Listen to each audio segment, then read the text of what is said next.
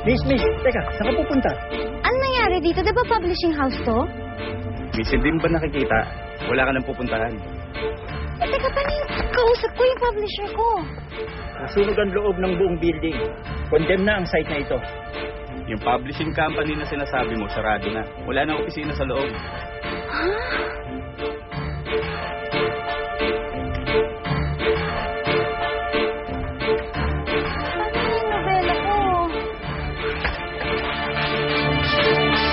Jerry, sabihin mo nga sa akin sino itong babae pakakasalan ni Justin at stress ako!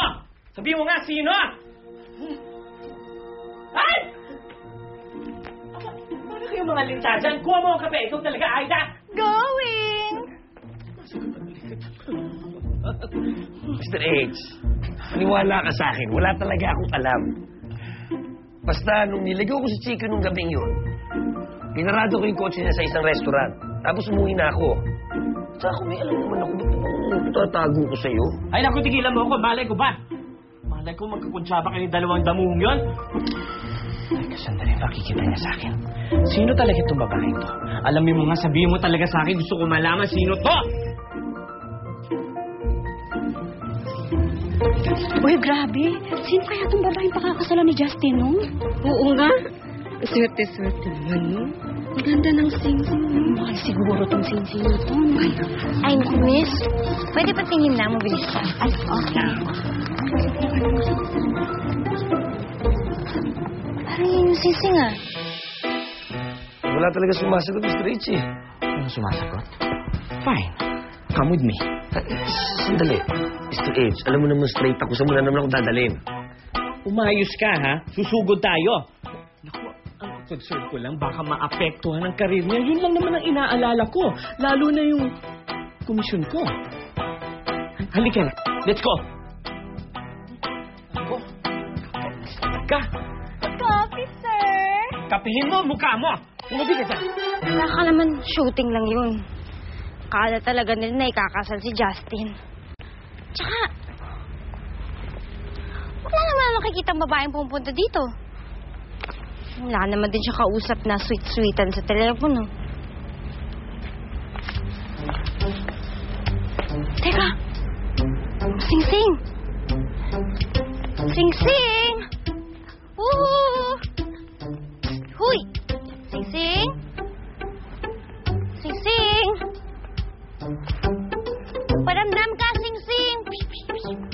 Saan naman yung Sing-sing na yun? Sing-sing! Ano ginagawa mo? Ay, ayun! Ikaw makikita yung batang yan, Jerry. Pero wag ba hindi ko na alam ang gagawin ko? Pinasasakita lang lagi ang pulo ko. Eh, relax ka lang, Mr. H. Relax. Hindi pa pwede relax na yan. Eh, nag-iinit ka na naman, eh.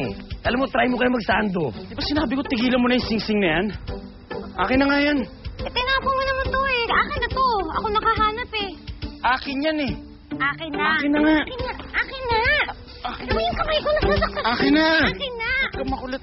Ay! Aray ko. Akin na nga yung sing-sing ko. Alam mo, hindi ko maintindihan. Sino ba talaga itong babaeng pakakasalan niya? Sabihin mo nga sa akin, sino to? Ha? Hindi mo alam. Lahat na lang, hindi alam. Ko, masakit na Oh, pagkagalit na naman sa akin, sabihin mo sa kung sino yan. Masapin ko yan. Mapaputol yung daliri ko. Akin na. Ay! Andito sila.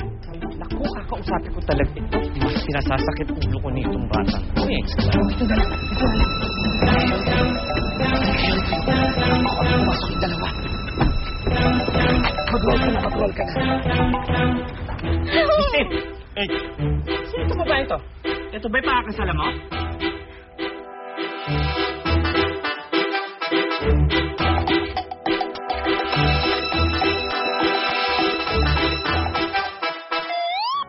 Si Luigi. Nasa loob, may ka-meeting. Sige, papasok lang. Meron.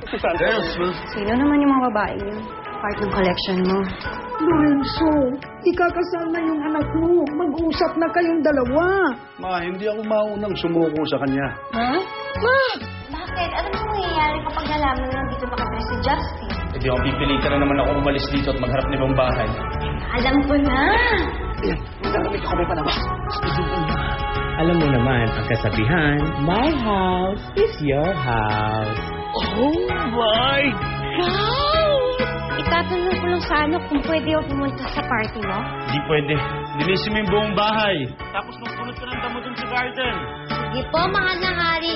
Gagawin po lahat ng gusto niyong gawin. Tapos ko pumunta sa party. I think I fall